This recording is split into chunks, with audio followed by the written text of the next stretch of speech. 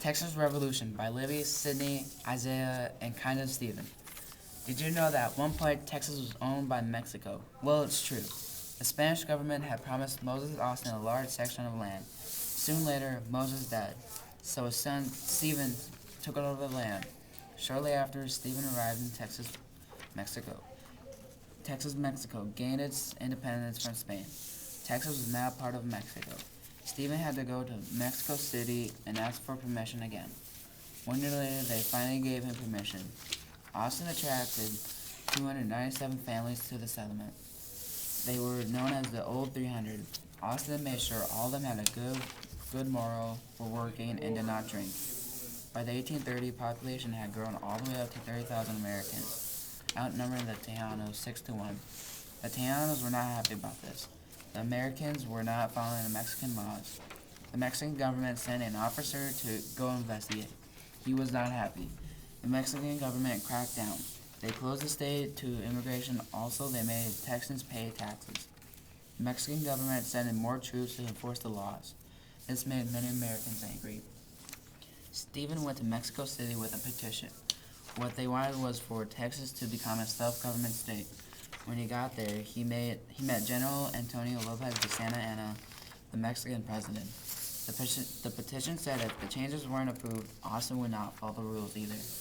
This was a rebellion. The general had Stephen Austin thrown in jail for an entire year. The Texans were furious and ready to rebel. Well, Santa Anna's answer to that was to send more troops to Texas. In 1835, Mexican soldiers marched to a town named Gonzales. They had orders to take a cannon from the Texans.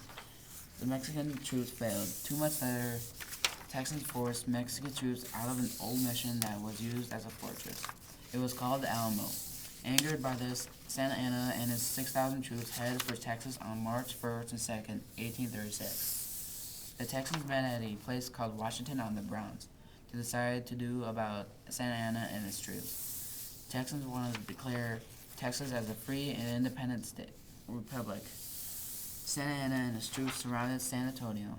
The next day, Mexicans began their siege on the Alamo. On the 13th day, Santa Anna ordered his troops to go inside the Alamo and kill everyone in it. Many Americans and Tejanos were very angry. Texans went to Santa Anna's camp and ran to the camp with rifles screaming, "Remember the Alamo." In a short amount of time, Texas killed more than half the Mexican army.